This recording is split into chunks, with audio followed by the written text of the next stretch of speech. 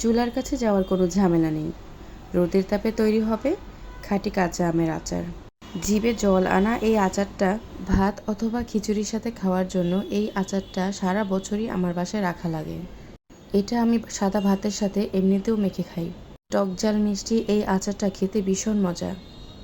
Hello everyone, আসসালামু আলাইকুম। আজকে আমি আপনাদের সাথে শেয়ার করব কাঁচা আমের আচার, যেটাতে রান্নার কোনো ঝামেলা নেই, শুধুমাত্র মশলা মেখে রোদে শুকিয়ে নিলেই হবে। এত সহজ এবং সুন্দর রেসিপিটা আজকে আমি আপনাদের সাথে শেয়ার করব। তো প্রথমে আমি কাঁচা আমগুলোকে খোসা ছাড়িয়ে নিব। একটা একটা করে সবগুলো আম আমি আগে প্রথমে কেটে নিব।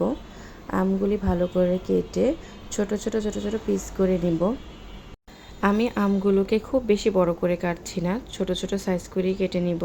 আপনারা আপনাদের পছন্দ মতো সাইজে কেটে নিতে পারেন, এটা কোনো সমস্যা নেই।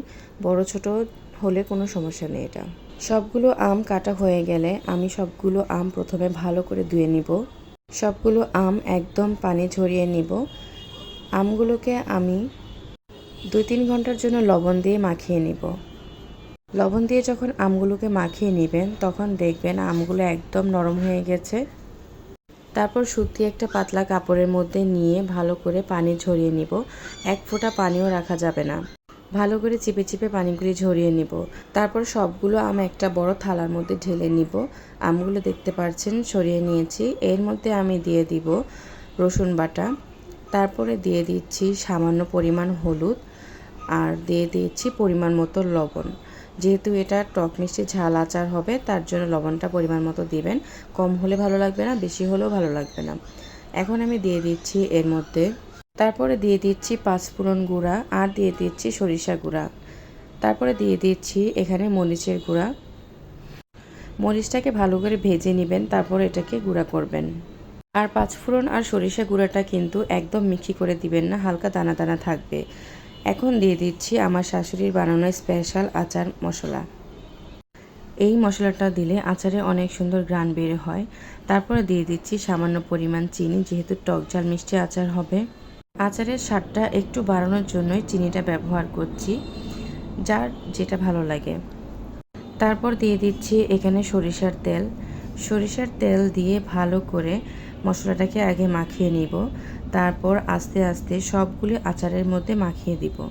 তারপর দিয়ে দিলাম পরিমাণ মতো ভিনেগার। ভিনেগারটা কিন্তু দিতেই হবে। যদি আপনি সারা বছর এই আচারটা ভালো রাখতে চান তাহলে আপনাকে ভিনেগার দিতে হবে।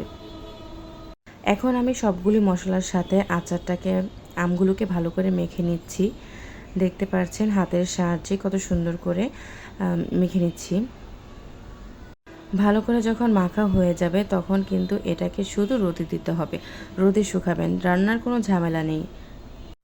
এখন মাখানো হয়ে গেছে, এটাকে এখন পাতলা পাতলা করে নেড়ে দিচ্ছি। তারপরে এটাকে রোদে শুকাতে নিয়ে যাব।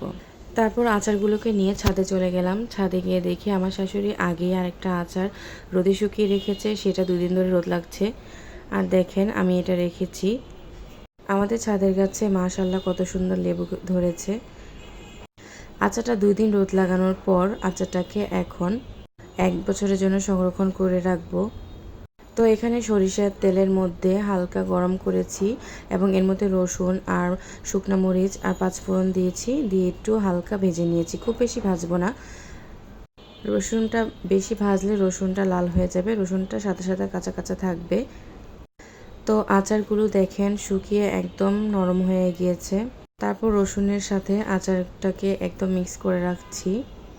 ভালো করে রসুন আর আমগুলো মিক্স করব, যেন একদিকে রসুন একদিকে আম না থাকে, চারদিকে যেন সব কিছু থাকে। তারপর যেই বয়ামে আমি ঢালবো সেই বয়ামটাতে আমি দিয়ে দিচ্ছি সরিষার তেল। একটু বেশি করেই সরিষার তেল দিতে হবে, কারণ আচারটা কিন্তু তেলে ডুবোনো থাকবে। এখন আমি আমের মধ্যে এই ঝুরি করা আমগুলোকে দিয়ে দিব।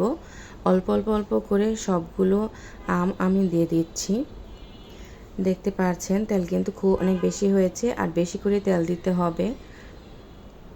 তারপর আমি চেপে চেপে তেলের সাথে আচারটাকে ভালো করে মিক্স করে দিব। মাশাআল্লাহ, দেখতে কত সুন্দর লাগছে দেখেন, খেতেও কিন্তু খুবই লোভনীয় হয়েছে। তারপর এর মধ্যে রসুনগুলো আর শুকনো মরিচ ভরে দিচ্ছি। তো এভাবে একটা একটা করে সবগুলো বয়ামে আচারটা ঢেলে দিচ্ছি। তো তেলের পরিমাণটা মনে হচ্ছে একটু কম হয়ে গিয়েছে, এজন্য আমি আরেকটু তেল ঢেলে দিচ্ছি। তো এভাবে সবগুলো বয়মে আমি আচার ঢেলে নিয়েছি।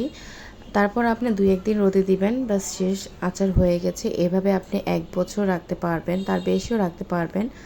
তো ভিডিওটি যদি আপনাদের ভালো লাগে সবাই লাইক, কমেন্ট অ্যান্ড শেয়ার করে দিবেন। সবাই ভালো থাকবেন। আল্লাহ হাফেজ।